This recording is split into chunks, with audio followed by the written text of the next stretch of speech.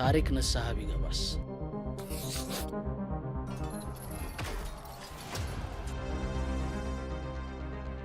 አሸንፈናል፣ ደግሞ ይርበናል። ድሉ ከኛ ጋር ካለው ርቀት አንጻር ሲመዛዘን አሸነፍን ብንል ማን ያምናል? On the 1st of March 1896, the Italian army met its Ethiopian counterparts at the Battle of Adwa.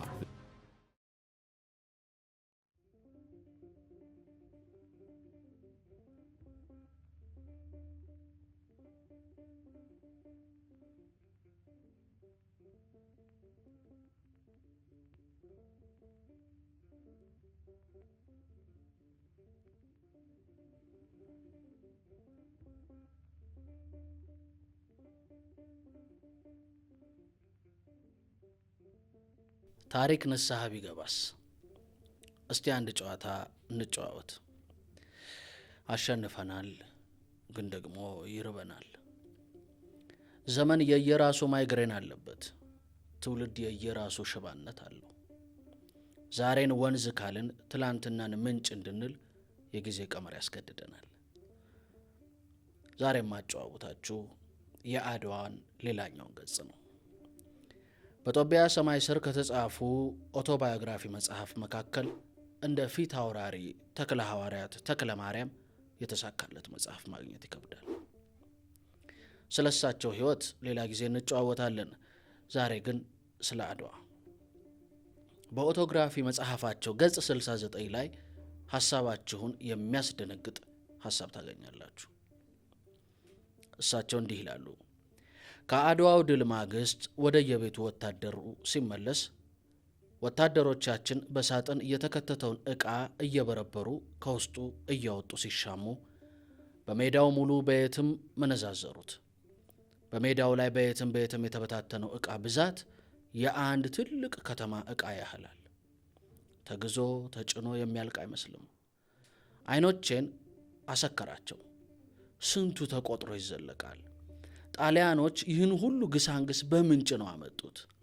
ወይን ጠጅ፣ አረቄ፣ ዱቄት፣ ማካሮኒ፣ ስኳር፣ ፎርማዥ፣ ሳርዲን፣ ክብሪት፣ ሲጃራ፣ ስዕል በጋዜጣ፣ ብስኩት፣ ምኑ ቅጡ።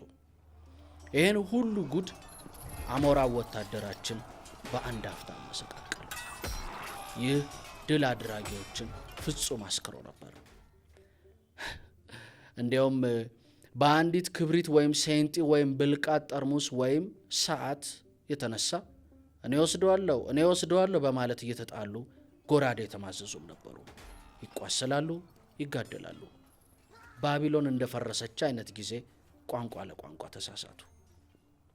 ተቀምጬ ሳስተውል ብዙ ቆየው። ከዛም መደባደቡ በረድ ሲል እኔም ጠበቅኩና የተራይን ለመዝረፍ ተነሳው ይሉናል በጅሮንድ ተክለ ሐዋርያት ተክለ ማርያም። ልብ በሉ፣ አድዋን ባሸነፍን ማግስት ወታደሮቻችን የኛው ልጆች እርስ በርስ ተጋደሉ። ከጦርነት ማግስት የተሸናፊውን ንብረት መውረስ በጦርነት ደንብ ያለ የነበረ ቢሆንም የአድዋው ግን የሚለየው መጋደልም ጭምር መሆኑ ነው። ይህንን ማንም አይነግረንም። ከትውልድ ትውልድ የእኛም መልክ ይኸው ነው። ጣሊያኖችን ድል አድርገናል በጦርነት፣ ድል አድርገውናል በድህነት። ችግራችን ከዘመን ዘመን አልለቀቀንም። መልካችን እስኪመስል ድረስ ማጣት ተጣብቆናል። የወጣቱ ተስፋ፣ የሽማግሌው እርጅና፣ የሕፃናቱ መኮላተፍ ተዛምፏል። ተሰራርቀናል፣ ተቀማምተናል፣ ተጣጥለናል፣ ተናንቀናል። ይሄም የእኛ መልክ ነው ብለን ታሪክ ንስሐ እንዲገባ ነው ይህን ጽሑፍ ያዘጋጀውላችሁ። አሸንፈናል፣ ግን ደግሞ ይርበናል።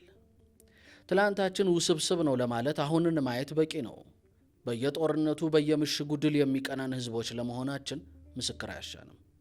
ኒሻኖቻችን መደርደሪያ አጥተው ወድቀዋል። ዛሬም አድዋን ለማክበር በርካቶች ወደ እንጦጦ ቢሄዱ የሚያዩት የደህየ ቤት የፈረሰ ታዛ ነው። አያችሁ፣ እዚህ ጋር መጠየቅ አለመቻላችን ከባድ የማንነት ቀውስ ውስጥ ይከተናል። በውጫሌ ውል የገጠምናቸው በሶሎዳ ተራራ ላይ ያሸነፍናቸው ነጮች ዛሬ ያጌጣሉ፣ ይጠግባሉ። የተሸነፉት እነዚያው ነጮች በመኪና ሲንደላቀቁ እኛ ያሸነፍናቸው ከጋሪ ጋር ዛሬ መዳረቃችን ጥያቄ ሊሆን አይገባም። እዚህ ጋር ፈላስፋውና ገጣሚውን ሰለሞን ደሬሳን ማንሳት ሳይኖርብን አይቀርም። ከላሊበላ ጎን ከድንቁ ላሊበላ ጎን እንዴት ጎጆዎቻችን መብራት አጡ? ከሚያስገርመው ከአክሱም ጥልቅ ስልጣኔ ውስጥ እንዴት የሰለጠነ ማህበረሰብ፣ የሰለጠነ ህይወት፣ የሰለጠነ መንገድ ጎናችን አጣን? ደራሲው እንዲህ ብሎ ይሞግተናል። በእርግጥ ማሸነፋችን ከምን አዳነን ማለት አይገባንም? ከማንነት ዝቅጠት፣ ከምቀኝነት፣ ከእውቀት ጠልነት፣ ከእርስ በርስ ጦርነት፣ ከመናናቅ፣ ከሙስና፣ ከችግር ከምን አዳነን ማሸነፋችን? በሐቅ መሞገት ያለብን የራሳችን የውስጥ ጠብ ላይ ነን። ዛሬ ታሪክ ንስሐ እንዲገባ እንፈልጋለን። ነጮቹ ከራሳችሁ ጋር መነጋገርን ኢንተርናል ኮንፍሊክት ይሉታል። ኩራት ራት ሆኖብን ካልሆነ በቀር በየመንገዱ የወደቀው ነፍስ ብዛት፣ የአሮጊቶቹ እንባ፣ ሳቅ የራቃቸው ጥርሶች፣ የትናንሽ ሴት ሕፃናት ሴተኛ ዳሪ መሆን በሞራልም በመንፈስም ውስጣችንን ካልነቀነቀው በእርግጥ አድዋን አሸንፈናል ማለት ይቸግራል። ድሉ ከኛ ጋር ካለው ርቀት አንጻር ሲመዛዘን አሸነፍን ብንል ማን ያምነናል? ይመራል፣ ግን ደግሞ ሐቅ ነው። መዋጥ ያስፈልጋል። ያሸነፍናቸው የት ናቸው? እኛስ የት ነን? እዚህ ጋር ፕሮፌሰር መስፍን ወልደ ማርያም እንዲህ ይሉናል። የኢትዮጵያ የታሪክ ባለሙያዎች ወይም ምሁራኖች ታሪክን መጻፍ ሲጀምሩ ሊነግሩን የሚገባው ነገር በረጅሙ ታሪካችን መሃል ምንም መክሸፍ ሳይታይበት የቀጠለ ነገር ካለ ነው።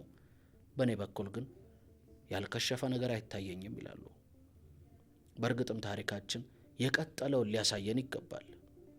አምላኩን በመልክ ይመስለዋል ተብሎ የተሰራው የሰው ልጅ አምላኩን አይደለም ራሱን ሰውን መሆን አቅቶት ወድቋል። የዚህ ዘመን ኢንዲቪዥዋሊዝም ቴክኖሎጂውም ተጨምሮበት በየቤቱ ገብቶ እንደተበላሸ ወተት ተበጣጥሶ አስቀምጦናል። ከትናንት የቀረን ጀብደኝነት፣ ዛሬም ያኖረን ኩራት፣ ለነገ የሰነቅነው ተስፋ የጋራ አልሆን ብሎን እንንፋቀቃለን። ሁሉ ወድቆ ተሰብሮ ተሰነካክሎ በስህተት መመጻደቅ መኩራራት ይዘናል። ማፈር አቅቶናል። ደህና ነን ብለን ድርቅ ብለናል። እዚህ ጋ ነው ኦ ሼም ዌር ኢዝ ዩር ብለሽ ያለው ሼክስፒር። ሀፍረት ሆይ ቅላትሽ ወዴት አለ እንደማለት። ከአድዋ ከማይጨው ከካራማራ ከሌሎች ድል ማግስት ያለን እኛ ትውልዶች ምን ቀጠልን? ምን አስቀጠልን? እንደ ጋራ ይዘነው ያለነው ነገር ቢኖር መመጻደቅን ብቻ እንዳይሆን ራሳችንን መመርመር አለብን። ቪክቲምስ ኦፍ ሱፐሪዮሪቲ ኮምፕሌክስ በሚባል ሆስፒታል ከተኛን ቆይተናል። ላላስቀጠልነው ስልጣኔያችን፣ ዛሬም ለቀጠለው ጠኔያችን ማስታገሻችን ታሪክን ንስሐ መግባት ነው። በአባቶቻችን የመኩራታችንን ያህል በራሳችን ደግሞ ቀን መድበን ጊዜ ወስነን መነጋገር ይኖርብናል። ብርሃኑ ድንቄ አልቦ ዘመድ በተባለው መጽሐፋችን እንዲህ ይላሉ። በቤተ ክርስቲያን ታሪክ ውስጥ እጅግ የሚያኮራው የጳውሎስን ሙያ ብቻ አይደለም የምንማረው፣ እጅግ የሚያሳፍረው የይሁዳ ታሪክም ብዙ ያስተምረናል ይላሉ። ከአባቶቻችን ልክነትና ጀብደኝነት ብቻ ሳይሆን ከእኛም ስህተት መማር ብልህነት ነው። ከትላንት ታሪካችን መማር ነቄነት ነው። ይሄም የእኛ ማንነት ነው ብሎ መውሰድ መቀበል ያስከብረናል፣ ያሻግረናል። አሸንፈናል፣ ግን ደግሞ ይርበናል። ራሳችንን ክደናል። ያሸነፍናቸውን መልሰን የምንለምነው፣ ያባረርናቸውን ደጅ የምንጠነው ከድል መልስ አዝመራዎቻችንን ሳይሆን አዝማሪዎቻችንን ስለምናዳምጥ ነው። ለሰው ሳይሆን ለራሳችን ወደ ሐቃችን ወደ ታሪካችን እንመለስ። ንቡረ እድ ኤርምያስ እንደሚሉት ንስሐ አምጻኤ ፍስሐ ነውና እንግዲህ ታሪካችን ንስሐ ቢገባስ። ታሪካችን ንስሐ ቢገባስ የተሰኘውን ጽሑፍ ሳዘጋጅላችሁ ያነበብኳቸው መጽሐፎች አሉ። ይጠቅማሉ ብዬ ነው። አንደኛ በጅሮንድ ተክለ ሐዋርያት ተክለ ማርያም ስለ ራሳቸው ኦቶባዮግራፊ ጽፈዋል፣ ብታነቡት እመክራለሁ። አምባሳደር ብርሃኑ ድንቄ አልቦ ዘመድ የተሰኘው መጽሐፍ ዊልያም ሼክስፒር እንደጻፈው፣ ጸጋዬ ገብረ መድኅን እንደተረጎመው ሃምሌት የተሰኘው ቲያትር፣ ንቡረ እድ ኤርምያስ ከበደ ወልደ ኢየሱስ ኢትዮጵያ የዓለሙ መፋረጃ የተሰኘው መጽሐፍ፣ ፕሮፌሰር መስፍን ወልደ ማርያም መክሸፍ እንደ ኢትዮጵያ ታሪክ የተሰኘው መጽሐፍና እንዲሁም የሰለሞን ደሬሳን ዘበትልፊቱን መጽሐፍ እንደ ዋቢ ለዚህ ጽሑፍ ተጠቅሜያለሁ። ለጻፉልን ለከተቡልን ወዳጆቻችን ሁሉ እናመሰግናለን።